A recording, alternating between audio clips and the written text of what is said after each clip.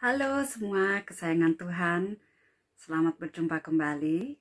Hari ini mari kita sama-sama lanjutkan pembacaan di kitab Yohanes, pasal yang ke-18, mulai ayat ke-12. Kita doa dulu ya. Terima kasih Bapa Surgawi untuk segala berkat-berkat-Mu hari ini. Terima kasih terutama untuk berkat firman-Mu yang Kau berikan kepada setiap kami Tuhan, sehingga hari ini kami boleh membacanya bersama. Kau sungguh baik Bapa, di dalam nama Yesus Tuhan kami mengucap syukur. Amin. Maka pasukan prajurit serta perwiranya dan penjaga-penjaga yang disuruh orang Yahudi itu menangkap Yesus dan membelenggu Dia. Lalu mereka membawanya mula-mula kepada Hanas, karena Hanas adalah mertua Kayafas, yang pada tahun itu menjadi imam besar. Dan Kayafaslah yang telah menasihatkan orang-orang Yahudi adalah lebih berguna jika satu orang mati untuk seluruh bangsa. Simon Petrus dan seorang murid lain mengikuti Yesus. Murid itu mengenal imam besar dan ia masuk bersama-sama dengan Yesus ke halaman istana imam besar. Tetapi Petrus tinggal di luar dekat pintu. Maka murid lain tadi yang mengenal imam besar kembali keluar, bercakap-cakap dengan perempuan penjaga pintu, lalu membawa Petrus masuk. Jadi murid yang satu, yang bukan Petrus, yang satunya lagi itu ternyata kenal orang dalam. Jadi dia bisa membawa Petrus ikut masuk ke dalam istana halaman imam besar. Maka kata hamba perempuan penjaga pintu kepada Petrus, "Bukankah engkau juga murid orang itu?" Jawab Petrus, "Bukan." Sementara itu hamba-hamba dan penjaga-penjaga bait Allah telah memasang api arang, sebab hawa dingin waktu itu, dan mereka berdiam di situ. Juga Petrus berdiam bersama-sama dengan mereka. Ya, jadi di sini Petrus ditanya oleh hamba perempuan. Ini pertanyaan pertama, bukan pertanyaan tetapi termasuk pertanyaan tetapi juga pernyataan bahwa wanita ini sebenarnya tahu bahwa Petrus itu adalah murid Yesus, tapi ingin suatu peneguhan dari Petrus bahwa dia adalah murid Yesus. Tapi di sini dia menyangkal ya. Oke, lanjut ayat 19.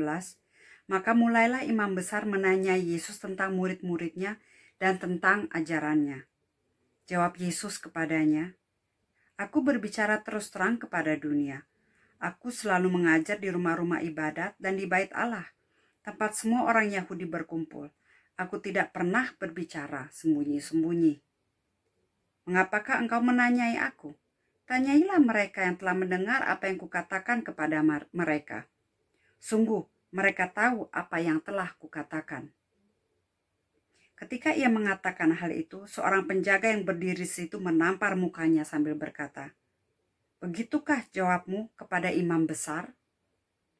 Jawab Yesus kepadanya, "Jikalau kataku itu salah, tunjukkanlah salahnya. Tetapi jikalau kataku itu benar, mengapakah engkau menampar aku?" Maka Hanas mengirim dia terbelenggu kepada Kayafas, imam besar itu. Simon Petrus masih berdiri berdiam. Kata orang-orang di situ kepadanya, "Bukankah engkau juga seorang muridnya?" Ia menyangkalnya, katanya, "Bukan." Kata seorang hamba imam besar seorang kepada dari yang telinganya dipotong. Ia menyangkalnya, katanya, "Bukan." Kata seorang hamba imam besar, seorang keluarga dari hamba yang telinganya dipotong Petrus, "Bukankah engkau telah kulihat di taman itu bersama-sama dengan dia?" Maka Petrus menyangkalnya pula, dan ketika itu berkokoklah ayam. Ya, jadi di sini Petrus menggenapi nubuatan Tuhan Yesus yang mengatakan bahwa sebelum ember kokok, engkau telah menyangkal aku 3 kali. Ya, di ayat yang sebelumnya kita baca waktu di saat Petrus bilang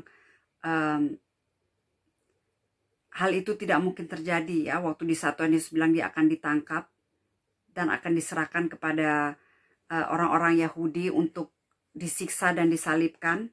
Di situ Petrus bilang, Tuhan, tidak, itu tidak akan terjadi padamu. Dan Tuhan Yesus juga bilang kalau mereka itu akan meninggalkan Yesus sendiri. Tapi Petrus bilang, tidak, kalau mereka ini meninggalkan kamu sendiri, aku tidak akan meninggalkanmu. Di situ Tuhan Yesus bilang, Petrus, engkau tidak akan meninggalkan aku. Sebelum ayam berkokok, engkau akan menyangkal aku 3 kali. Dan itu betul-betul terjadi di ayat yang barusan kita baca, ya. Jadi Tuhan Yesus itu diberitahu oleh Roh Kudus. Karena Roh Kudus ada di dalam dirinya, dan Roh Kudus itu memberikan kesaksian apa yang akan terjadi. Jadi Tuhan Yesus itu bukan seperti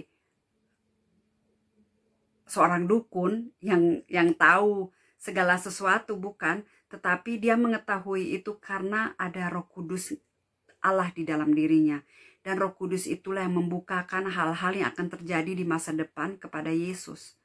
Jadi itu bukan sesuatu hal yang mistik.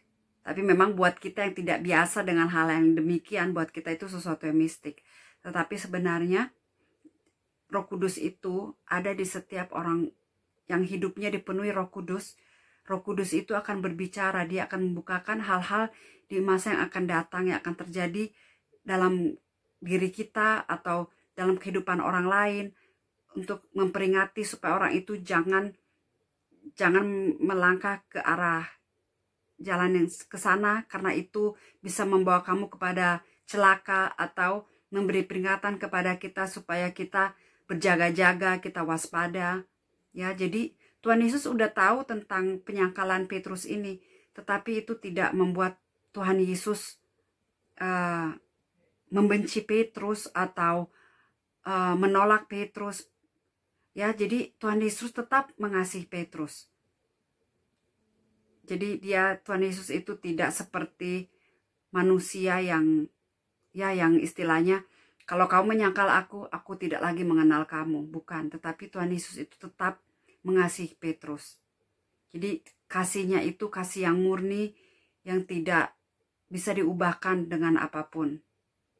Begitulah kasih Tuhan kepada kita. Ya. Oke. Jadi pembacaan hari ini sampai di sini dulu. Kita lanjutkan ayat yang ke-28 sampai ke-38 pada hari berikutnya. Oke.